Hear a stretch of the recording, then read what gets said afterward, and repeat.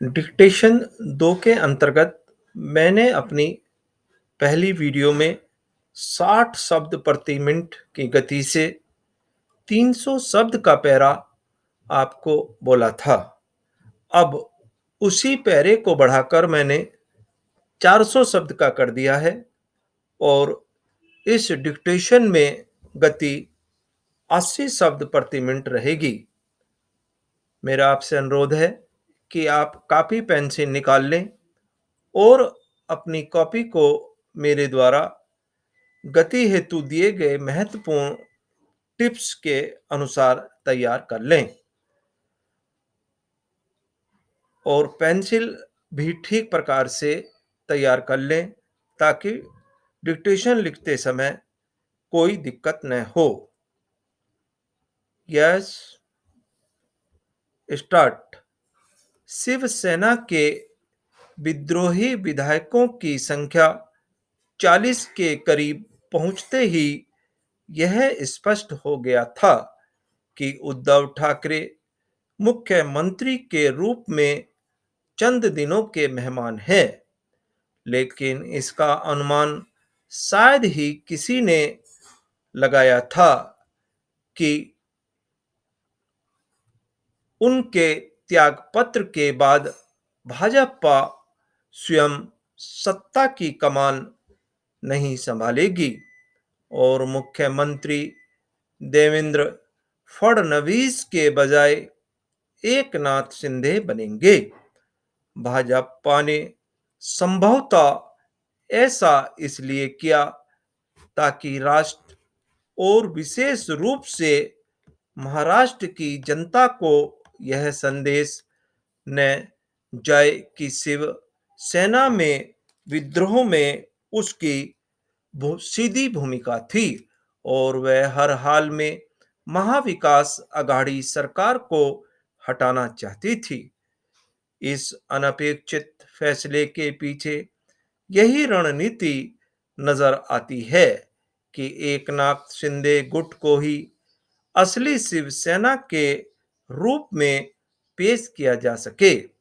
यह समय बताएगा कि भाजपा इस उद्देश्य में कितनी सफल हो पाएगी, लेकिन महाराष्ट्र में एकनाथ शिंदे के रूप में एक शिव सैनिक के नेतृत्व वाली सरकार बनने से उद्धव ठाकरे की मुश्किलें और बढ़ना तय है। अब उन्हें महाराष्ट्र की जनता को बताना है, यदि वह इस विरासत को सही तरह संभाल रहे होते तो शिवसेना में इतना बड़ा विद्रोह नहीं हुआ होता। यह सही है कि शिवसेना में पहले भी विद्रोह हुए हैं, लेकिन उनसे पार्टी को अधिक नुकसान इसलिए नहीं हुआ क्योंकि बाल ठाकरे एक करिश्माई नेता थे। उद्धव ठाकरे कुछ भी दावा करे, उनमें वह बात नहीं जो बाल ठाकरे में थी। उद्धव ठाकरे ने सत्ता के लोभ में जिस तरह कांग्रेस और राष्ट्रवादी कांग्रेस से हाथ मिलाया, उससे उन्होंने बाल ठाकरे की विरासत को नुकसान पहुंचाने के साथ ही शिव सैनिकों को निराश भी किया। निसंदेह जितना अप्रत्याशित एकनाथ शिंदे का मुख्यमंत्री बनना है, उतना ही महाराष्ट्र की नई सरकार से बाहर रहने की घोषणा करने के बाद देवेंद्र फडणवीस की ओर से उप मुख्यमंत्री पद पर शपथ लेना। ऐसा लगता है कि भाजपा का केंद्रीय नेतृत्व जिस रणनीति पर चल रहा था, उससे देवेंद्र फडणवीस भली तरह अवगत नहीं थे या फिर अंतिम क्षणों में रणनीति में बदलाव हुआ। सच जो भी हो, शपथ ग्रहण के पहले देवेंद्र फडणवीस को लेकर जो असमंजस उपजा, उससे बचा जाना चाहिए था।